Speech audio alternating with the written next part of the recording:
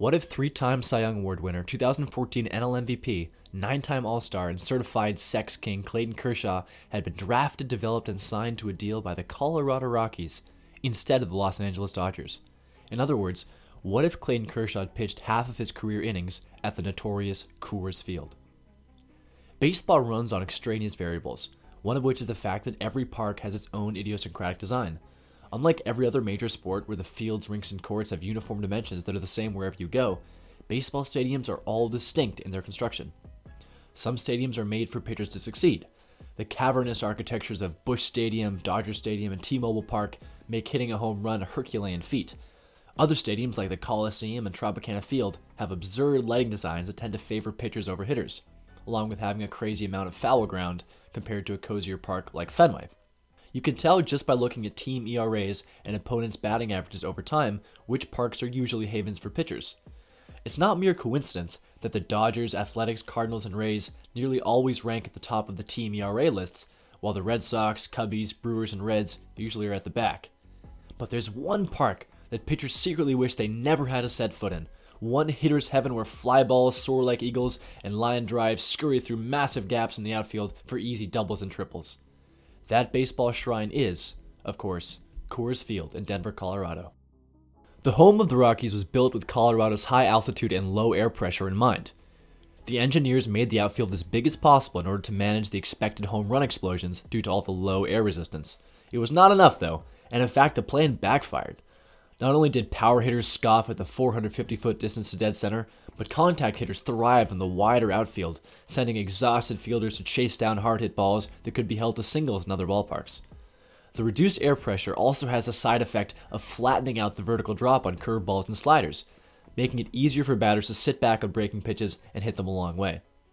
Because of these physical obstacles, pitchers at Coors usually see their stats suffer from a run and hit prevention standpoint. Even talented hurlers like German Marquez, Juli Chacin, and John Gray always had much higher ERAs, opponents' OPS, and whips at home than they would on the road. No matter what adjustments they made for their starts in Denver, the sheer environmental realities of high-altitude baseball defeated them. But Clayton Kershaw is no Juli Chacin. Clayton Kershaw is the most dominant pitcher of our time.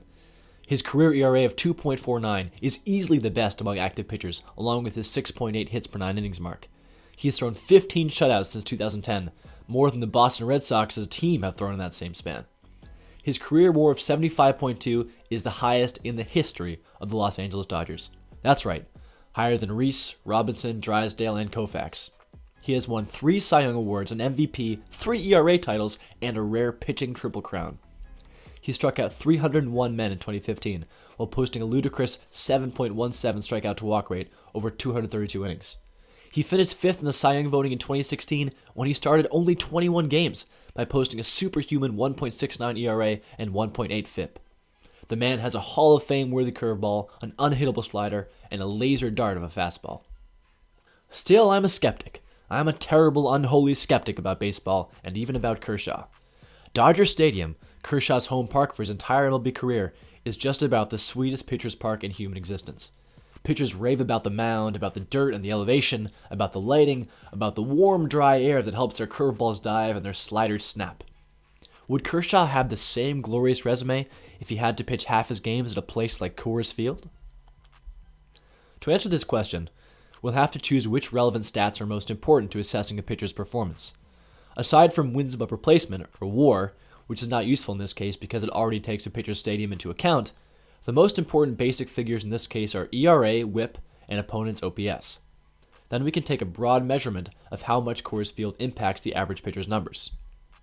Since 2009, the average home ERA for Rockies pitchers on the season is 5.12, while the away ERA split is 4.43. That makes a difference of 0.69, which is considerable. The ERA mark is 2/3 of a run higher at Coors Field than it is on the road. That's a full third of a run higher difference than the league home and away split for the same time frame. Kershaw's own home and away splits for the 14-year span in question are 2.17 for Dodger Stadium, 2.67 on the road. So he definitely likes his home park, but his 2.67 road ERA is still easily the best of any pitcher in baseball during that time span. Now for his career performance at Coors Field, where he's pitched quite a lot because he pitches in the NL West, Kershaw has a 4.82 ERA, a 1.336 WHIP, and 753 opponent's OPS. Predictably, it's by far his worst stadium by ERA and OPS, but not by whip, curiously, as Busch Stadium, of all places, has kicked up his whip. The usually pinpoint Kershaw has walked 19 guys in just 50 innings pitched at that ballpark. But as I said before, since 2009, Rockies pitchers have overall accumulated that 5.12 home ERA compared to a 4.43 road ERA. Their home OPS is 806 against 749 on the road, with a whip of 1.46 against 1.39 on the road. Dodgers pitchers, meanwhile, have opposite home and away splits over the same 2009 to 2022 time period. Their home ERA, 3.11, is half a run lower than their road ERA of 3.65, while their home OPS against is 40 points lower than their road mark. The difference is pretty extreme. The combination of Dodger Stadium's low elevation, its immense design, and the generally superb pitching environment the Dodgers have created contribute to this disparity.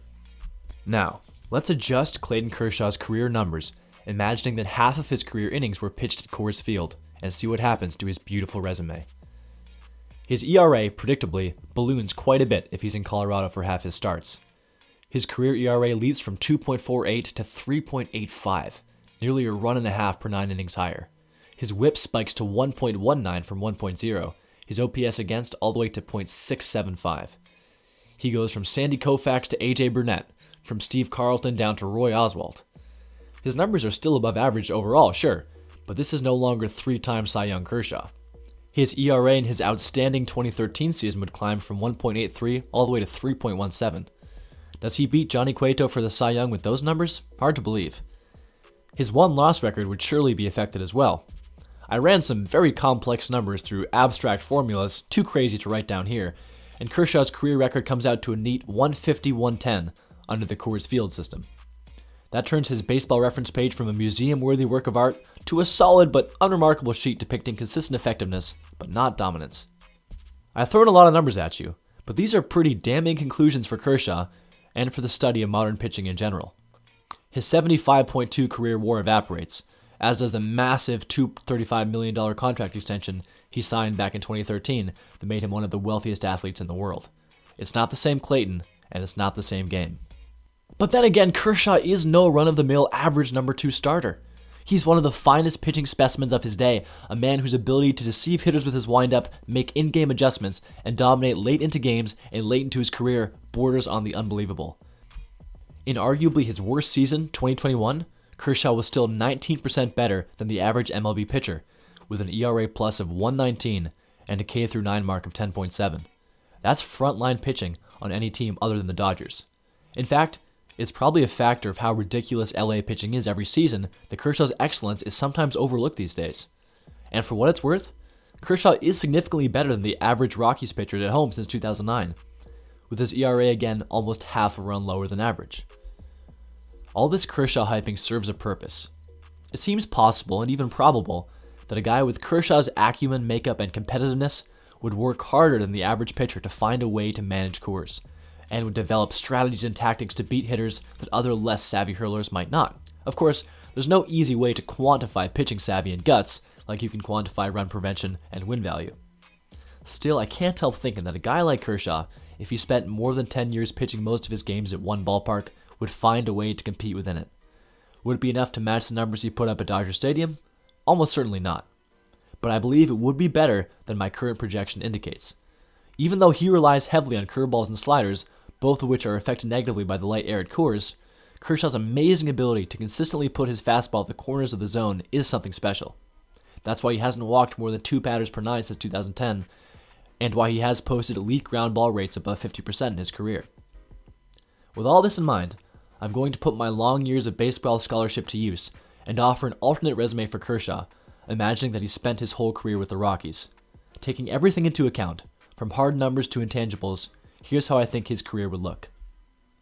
A career record of 161 to 105, a career ERA of 3.57, a career whip of 1.18, a career strikeout rate of 9.2 per 9 innings, a career FIP of 3.74, a career WAR of 62.6. Note that his WAR is still excellent because of its built-in adjustment for ballparks. Looking at these numbers, I don't think Kershaw's a 3-time Cy Young winner at Coors Field. In fact, I don't think he's a 1-time Cy Young winner. I do think he's at least a 3-time All-Star who fronts that Colorado rotation his entire career. The Rockies, too, are a much better team with Kershaw at the helm. And maybe they're encouraged to sign better players to build the team around him, and perhaps the entire course of their past decade changes. But that's all speculation, of course, and the Rockies are still the Rockies. What do you think about my projections? Am I too favorable to Kershaw, or way too harsh? Let us know in the comments below what you think, whether home stadiums matter at all to pitching, or whether, in the end, success is entirely in the pitcher's control.